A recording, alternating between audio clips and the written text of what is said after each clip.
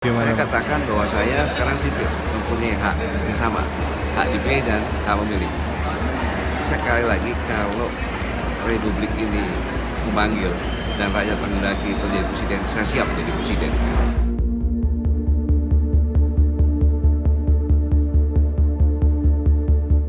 Nama Gatot Nurmantio kian santer dibicarakan sebagai calon presiden alternatif. Di berbagai survei, elektabilitas mantan Panglima TNI ini mulai merangkak naik, membayangi Jokowi dan Prabowo.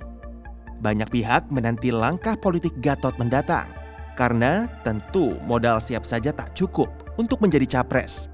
Diperlukan kendaraan politik dan dukungan yang kuat demi mewujudkan niatannya itu. Memang ketawa kan, nggak ada partai kok siap jadi presiden. Ingat, yang menentukan presiden Republik Indonesia tahun 2019 adalah bukan siapa-siapa, tapi Allah Subhanahu wa Ta'ala.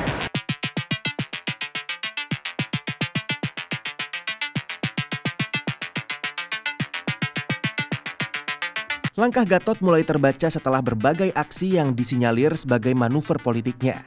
Penampilannya ketika menemani Presiden Jokowi menemui masa aksi 212 cukup menarik perhatian. Saat itu, ia tak mengenakan topi baret, melainkan peci putih senada dengan para peserta aksi. Kehadirannya di Rapimnas Partai Golkar juga disorot publik. Di sana ia membaca puisi karya Denny J.A. berjudul Tapi Bukan Kami Punya. Puisi yang dianggap menyindir pemerintahan Jokowi. Mengapa ia dipanggil ke sini? Dan September tahun lalu, Gatot mewajibkan prajuritnya untuk menonton film pengkhianatan G30 SPKI yang dilarang tayang sejak era reformasi, serta manuver-manuver lainnya. Setelah lengser, Gatot pun sowan ke berbagai tokoh dan pimpinan partai dari SBY, Megawati, hingga Prabowo. Meski belum memastikan diri menjadi kader atau mendirikan partai sendiri, kelompok-kelompok relawan yang mendukungnya bermunculan. Mereka berkomitmen untuk mengusung Gatot sebagai calon presiden. Oh, nggak pernah. Kita nggak pernah ada komunikasi apa-apa sama Pak Gatot. Kita bentuk secara mandiri. Pak Gatot itu adalah pilihan kami, ya. Dia mantan Panglima, ya. Tentunya kalau Panglima itu sudah menguasai tutorial Indonesia, kan. Kami lihat tuh tegas. Dan beliau pun menyatukan umat gitu. Pasangan yang ideal antara sipil militer, juga backgroundnya Pak Gatot juga cukup religius. Kalau Pak Muhaimin dari santri, terus dia nasionalis juga, terus Pak Gatot dari golongan tua, Pak Muhaimin muda gitu kan, mewakili generasi milenial lah gitu. Pergerakan relawan tak main-main. Mereka mulai membangun komunikasi dengan sejumlah partai seperti PKS, PKB, dan PAN. Masalah nempel ke sana saya nggak tahu deh. Ya kan itu urusan internalnya PAN sama PKS. Gitu kan. Kan banyak partai yang lain mau gabung sama kita. Ya kan. Jangan kira partai yang ada di Pak Joko Widodo nanti nggak lari ke kita.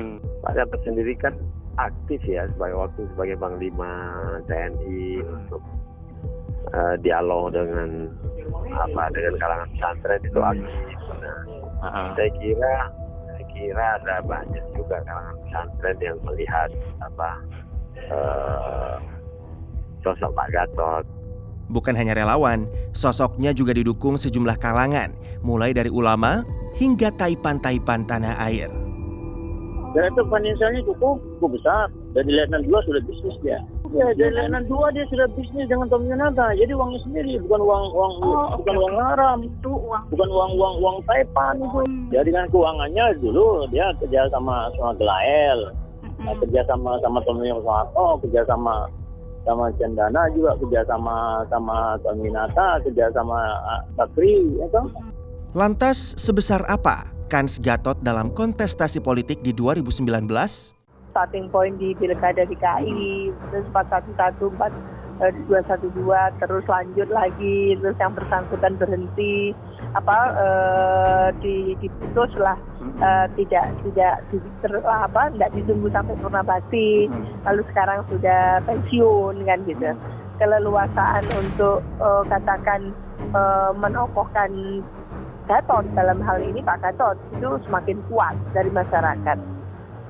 Seperti apa langkah Gatot berikutnya? Siapa pula partai yang akan mengusungnya? Siapa calon wakil presiden yang tepat baginya? Menjadi pertanyaan selanjutnya. Terlebih dan paling utama, gagasan seperti apa yang dimiliki oleh seorang Gatot Nurmantio untuk Indonesia.